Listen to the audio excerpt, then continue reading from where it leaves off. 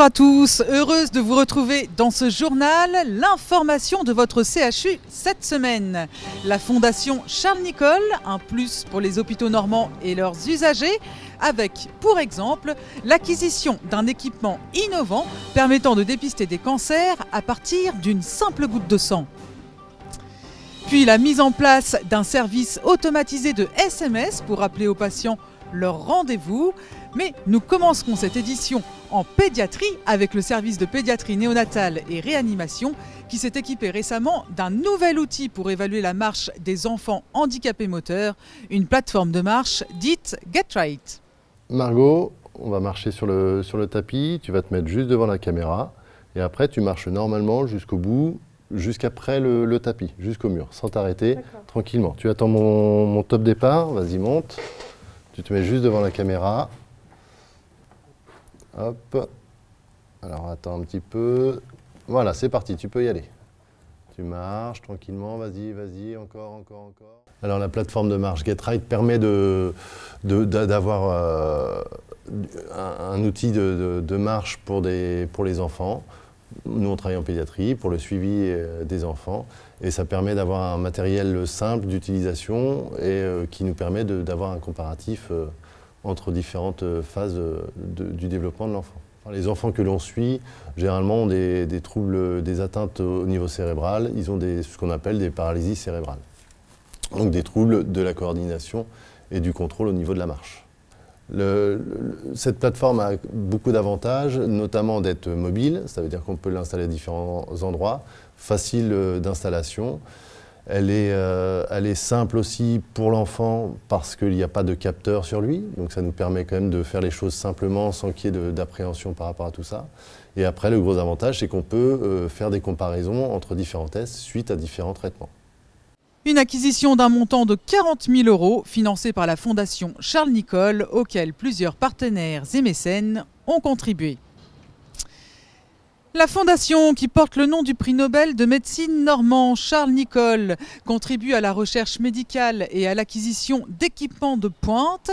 Depuis sa création il y a une trentaine d'années, plus de 150 000 patients ont bénéficié des actions mises en place dans les hôpitaux de la région.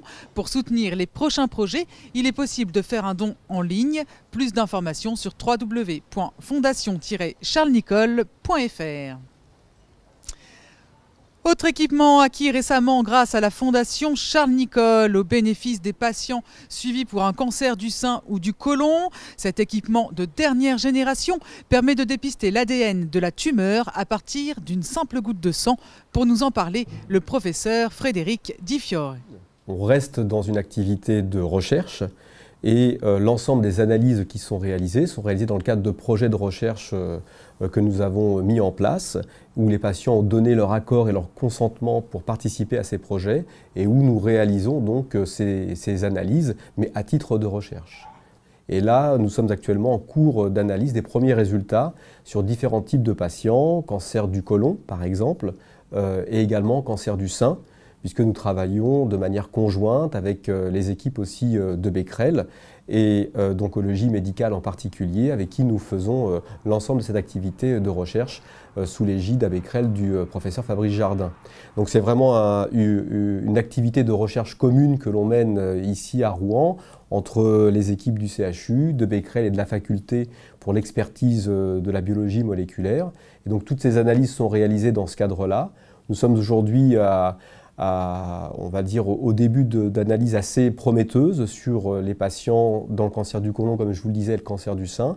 Et peut-être que nous arriverons à publier ces résultats dans le courant de l'année, mais toujours à titre exploratoire et d'activité de recherche. Et il n'y a pas pour l'instant de perspective immédiate d'application en routine du test. Désormais, les patients du CHU qui le souhaitent peuvent se faire rappeler leur rendez-vous par SMS. Il suffit de renseigner son numéro de portable à la secrétaire du service pour recevoir un texto personnalisé 2 jours avant son rendez-vous. Dans le service d'anesthésie-réanimation, le rappel par SMS a permis de diminuer considérablement l'absentéisme des patients et d'optimiser l'efficacité du service. Explication de Karine Fouque. Alors, l'évolution du taux d'absentéisme a été évaluée sur un échantillon d'environ 7000 patients sur une année. La mise en place du rappel de SMS a pu réduire de moitié environ les non-venus. Donc, le déploiement de SMS a permis une amélioration de l'efficience dans l'organisation des consultations pré-anesthésiques, en libérant du temps pour une meilleure qualité de soins et un gain financier également. À l'heure actuelle, 39 services du CHU envoient des SMS de rappel. C'est vraiment au top. Moi je dis comme ça on n'oublie pas les rendez-vous, on est au travail, on sait que le lendemain on a rendez-vous, on n'oublie pas, c'est mieux qu'un courrier. Au niveau du personnel, tant secrétariat que médical, donc les secrétaires n'ont plus besoin de rappeler les patients pour reprogrammer un rendez-vous, et d'où un surbooking. Et au niveau consultation médicale, les médecins donc, ont moins des consultations gruyères. L'atout majeur de cet outil donc, est de libérer les lignes téléphoniques et de répondre au mieux donc, à nos patients. Cette fonctionnalité sera déployée dans tous les services d'ici juin 2016 et se développera à terme au rappel des consignes d'hygiène et pour le suivi post-opératoire des patients pris en charge en ambulatoire. C'est la fin de cette édition. Merci de l'avoir suivi. Très bonne semaine à tous et à bientôt à l'écran.